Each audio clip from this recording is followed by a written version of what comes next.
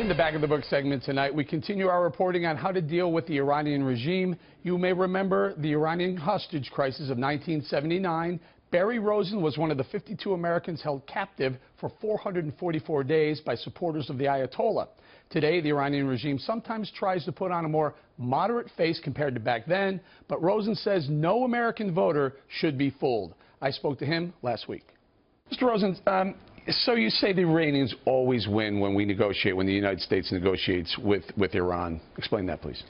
Well, almost 40 years ago, I was taken hostage with 51 of my colleagues. And at that time, we were victims of Iran and the Iranian Revolution. And the Carter administration, of course, lost out on that one.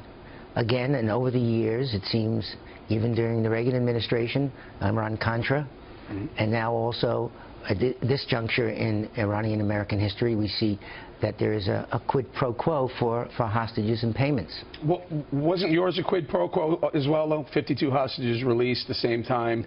$8 billion was turned over, yes, released to the Iranians? Absolutely. It was a quid pro quo. But the Iranians were singing the song most of the time, and they had I would say, control over the situation and the international situation for 14 and a half months. Do you think they have the same control here? Do you think this was a quid pro quo? By the way, what's the difference if it's quid pro quo and it coincides directly with a hostage release? That's a ransom, no? Yes, it is. It just sounds better, that's all. So do you think they did make this negotiation, yes, saying, we'll release your people, but we want the 400 million? Well, you know, look at the situation. An airplane full of money comes into Iran, stacks of euros and so forth. And at the same time, maybe minutes later or whatever, 4 Americans are then returned to the United States. Yeah. It sounds like a quid pro quo to me. Well, I was just saying that it sounds like ransom and quid pro quo. And ransom. Tell me, your 444 days in captivity, were you involved? Did you hear about any of the negotiations that were going back and forth, or were you just kept completely separate from it?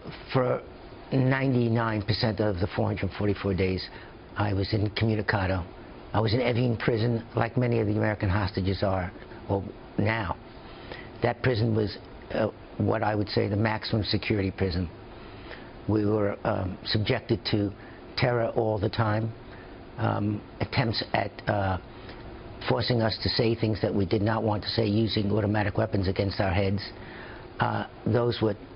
We were terrorized, and those were terrifying moments in my life. Were you tortured?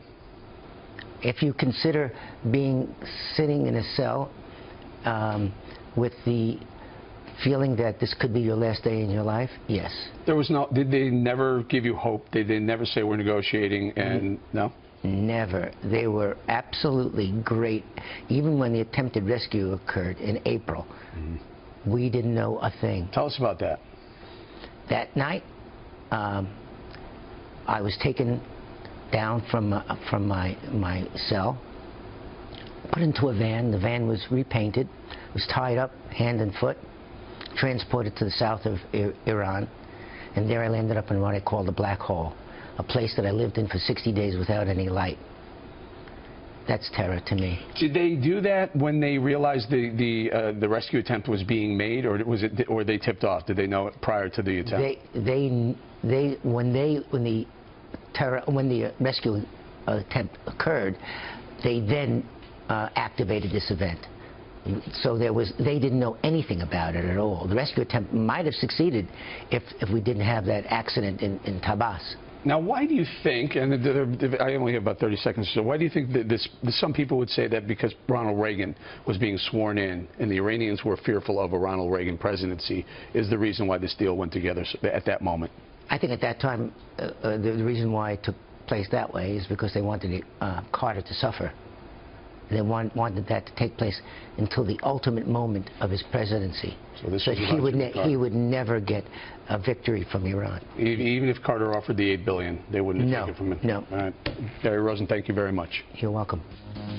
And remember to check out our podcast, The Contributing Factor. There's a new episode up today with inside information on the controversial $400 million in cash the U.S. sent to the Iranians. You can find that on BillO'Reilly.com or iTunes.